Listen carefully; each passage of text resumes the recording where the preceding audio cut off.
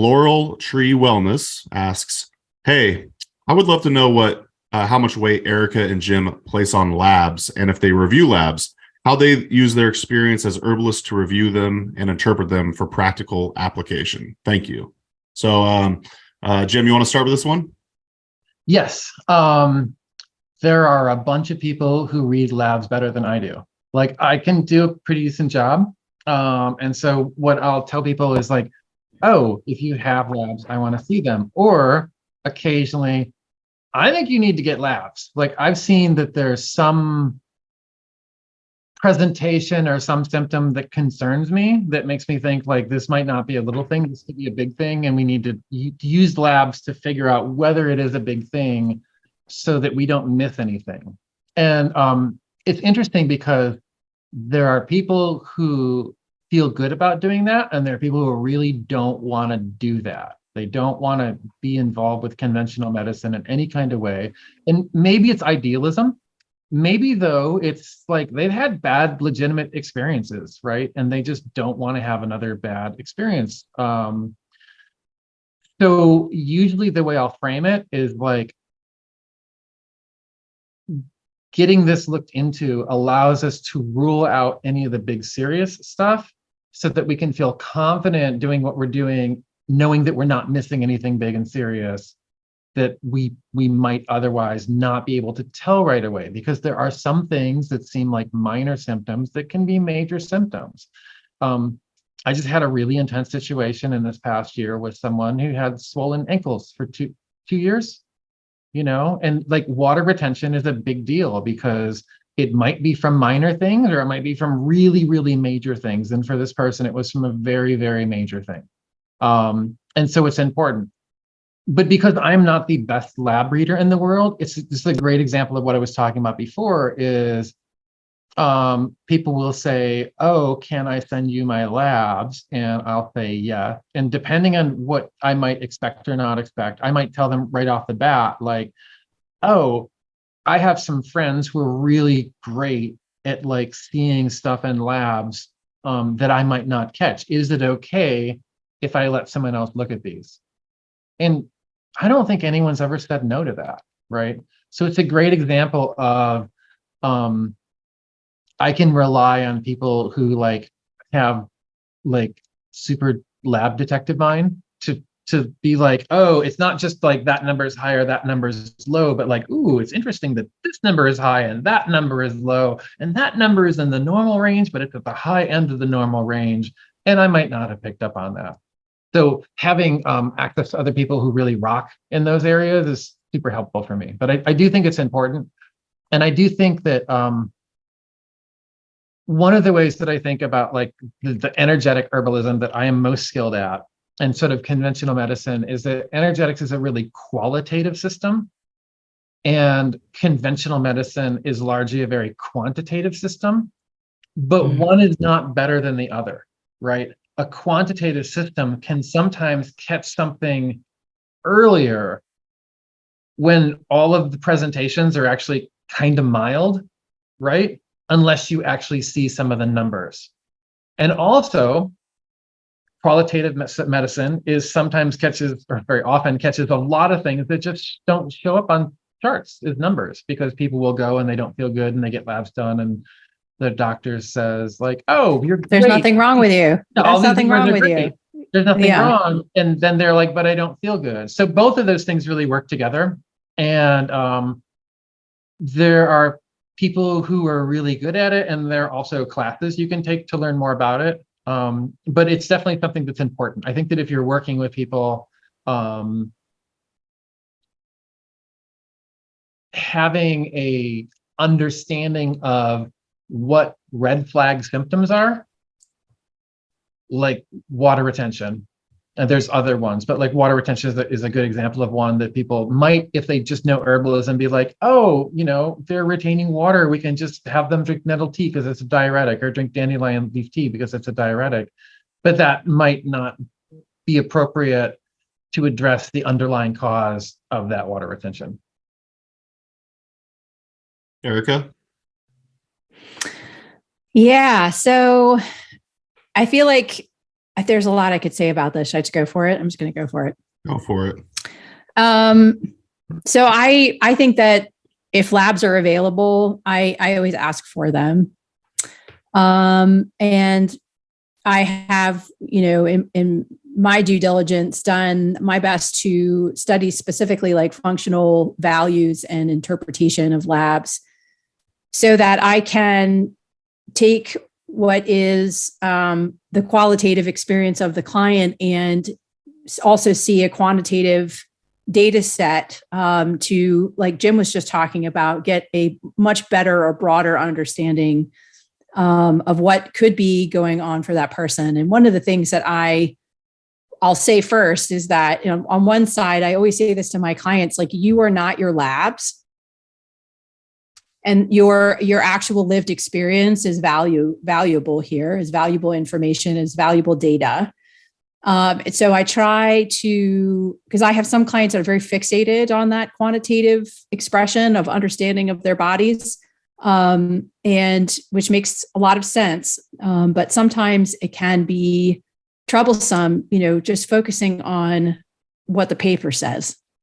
And I think that in an extreme example of this, one of the issues that I have rolling into the 21st century of medicine are all of these laboratory tests that have been designed to capture and diagnose, right? So labs are never supposed to be the source of a diagnosis. They're supposed to, in medicine, I could say just that they're supposed to help support a diagnosis, but they're not supposed to be the source of a diagnosis.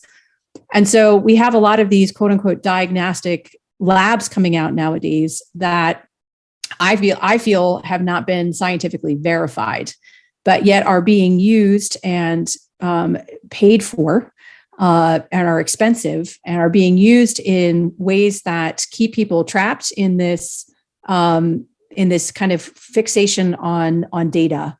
Especially for me, I get irritated when it's data that it's just been captured in a way that's not been validated, right? So there's extreme examples of blood labs that I've gotten from clients where, I'm just like, I don't even really, like, I look at everything, but I don't really give a huge amount of weight to a lot of these tests that are kind of new and up and coming and, pay out your backside for this full analysis of your, whatever, because there's so much we still don't even know. And also these tests have not been validated. So there's like one extreme of the other. The other extreme is, for me, I think a perfect example, right, is, so I work with a lot of cisgender females who have, are struggling with anxiety, right? The symptoms of anxiety being a part of their case history. And I'm talking with them, and we've had a couple of sessions, and I'm learning more about all of the understandable causes to them having anxiety reactions in the world. Like, who's not anxious these days?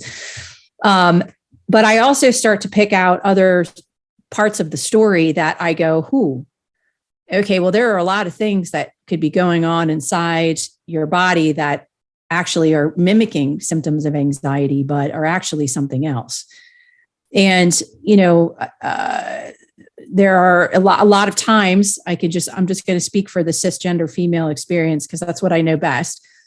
Walking into a doctor's office going, I have these symptoms, my heart's racing, I feel breathless, like I feel shaky. They go, oh, well, here's the antidepressant or birth control pill. And they'll just call it anxiety, and they won't dig further into it. But if they did, they would learn that, oh, gee, okay, so we have things like low blood sugar, blood sugar control issues that can mimic anxiety. We have iron deficiency anemia, which is huge for a lot of women, cisgender, and even, anyone with a uterus.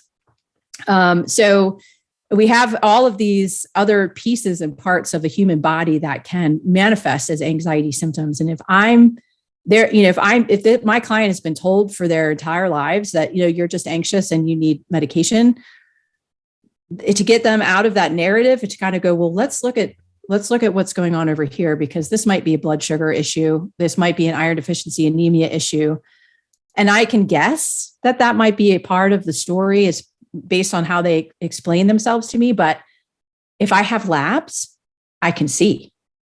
That's where the qualitative experience of anxiety actually becomes the quantitative experience of, no, this is actually an anemia that we're dealing with here. And having that capacity to just slow down and zoom out, taking in that qualitative, taking in that quantitative, that's the stuff that changes lives, and so I feel like that's where labs really come in for me as well. It's like in a really important way. I'm also, just to speak to something that Jim said, is that I am the kind of herbalist that, like, I don't believe in this us versus them thing. I feel like modern medicine is amazing. And I know a lot of us, myself included, have had really traumatizing experiences. And that's part of the nature of the economics of medicine rather than the practice itself. There's so much that can be gained from engaging with that system of medicine. It doesn't necessarily mean that it's the whole pie. But I always like to encourage my clients to kind of say, okay, you have this amazing tool set from this tradition of knowledge. Like, let's use it. Let's use it. Let's use it to your benefit rather than, And so a big part of what I end up doing in these cases where people are sort of orthodox medicine or conventional medicine averse is I help them to engage that system from a place of feeling educated and empowered, knowing how to go in and ask the right questions to remember that they are the customer after all. And so when they go in educated, they go in with their questions, they go in with this is what I would like to have investigated. It can be a much easier experience for them to engage with that system. So that's a big part of my work as well, is really helping them navigate that.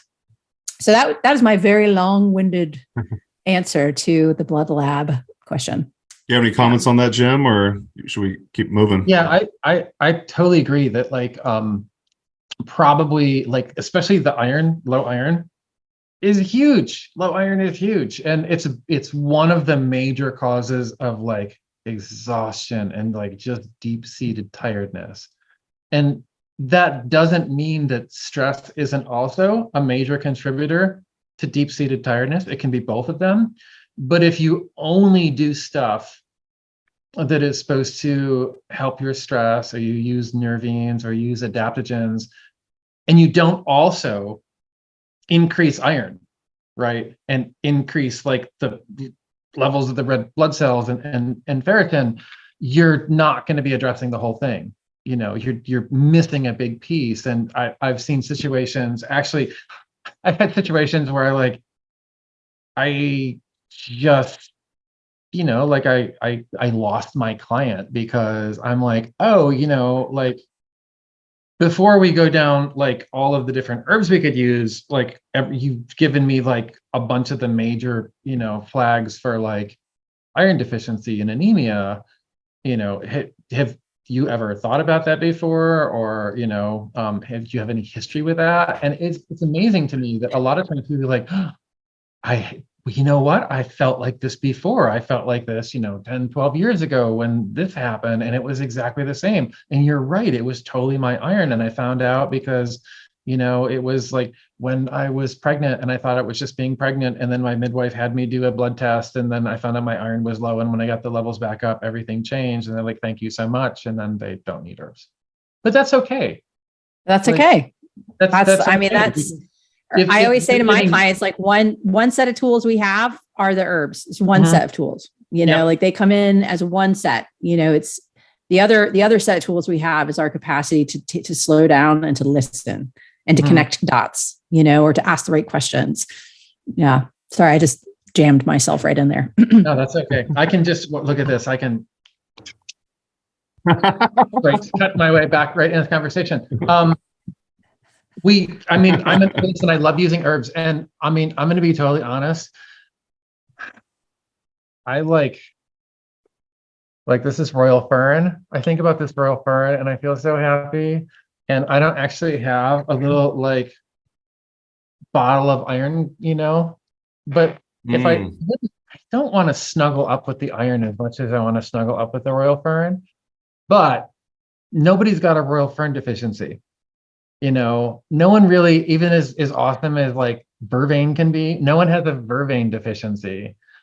And it's really common that people use herbs to treat nutritional deficiencies. They use relaxants to treat magnesium deficiency, and they use adaptogens maybe to treat like the exhaustion of like an iron deficiency. And we need to get the nutrition first. That needs to be like the foundational ground basis. Yes. And we use herbs on top of it because the herbs, the nutrients are essential, but the herbs do stuff that the nutrients on their own don't do, right? They add a different kind of magic into the picture.